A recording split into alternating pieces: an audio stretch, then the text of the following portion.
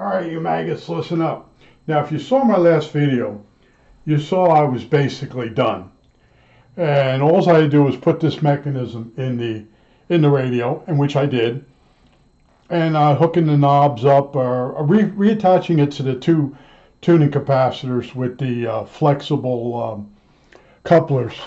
That's what these things look like. And let me make sure it stayed in focus.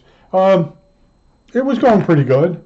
And then I start moving the mechanism back and forth, trying to find the ends, and so the tuning capacitor would go to one end and the stop. And I noticed the stop didn't come down, and I'm like, "What's going on?" So under load, one of the gears let loose. Now, what do I mean? On the gears, you have a large diameter gear, and in the hub of the gear, there's a smaller gear which started slipping.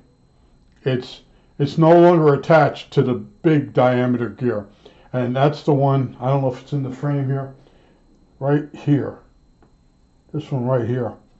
Let me see if I stayed focused.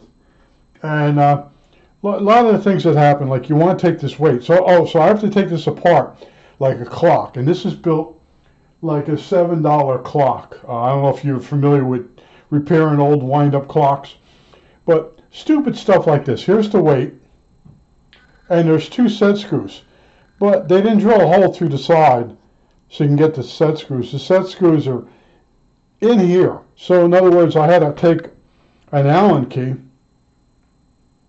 and cut it down. You know, you file it with a file and snap it, just to be able to do those two.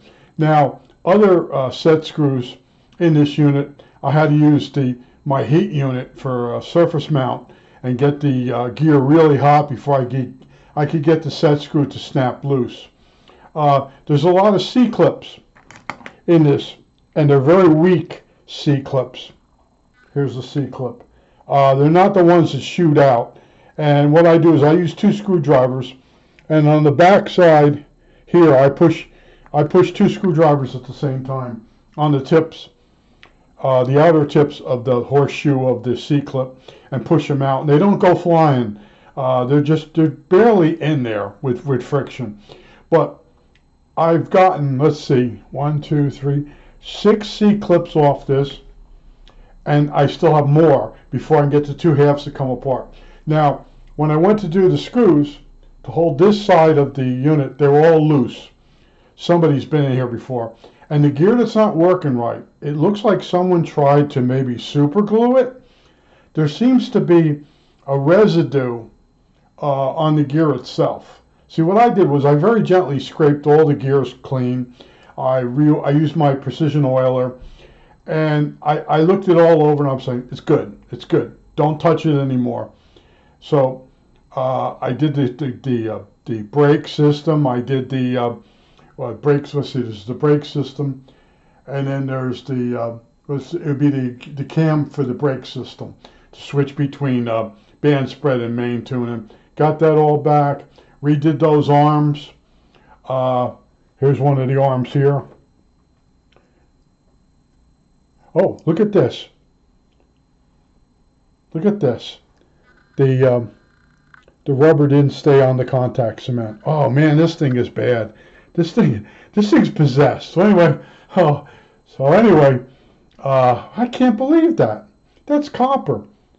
Contact cements. Oh man. Well, anyway, then more bad news. So anyway, got that all back together, and I stuck it in, and I started turning it back and forth, and I'm noticing it's only going in one direction. Then it wouldn't go back.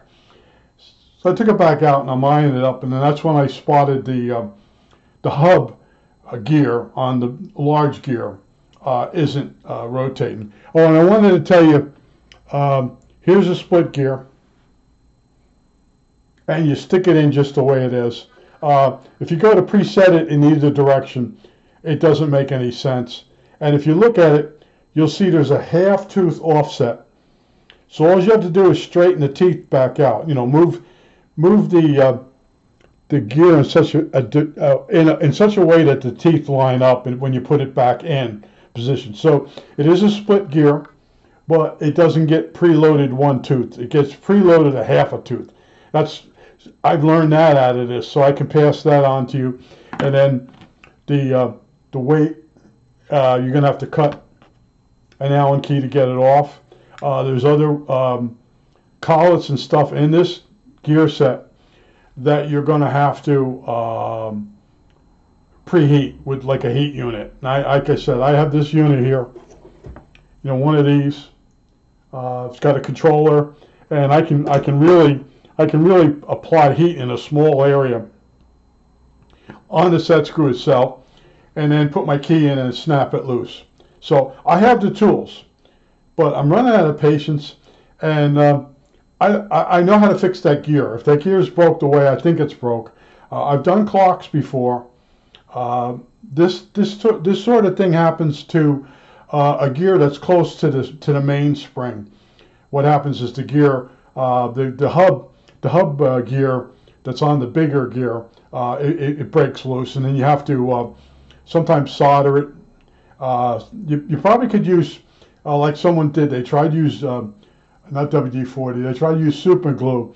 When I looked in there, I kept seeing this like milky substance down on the gear. Never thinking that maybe somebody bodged this thing. This radio's bodged front to back. The fact that all the capacitors were shorted are leaky in the radio. The fact that the guy tightened up every single trimmer cap, turned in all the coils. I got it all working. And now we're in this part. Now this is possible that this unit here came from another radio.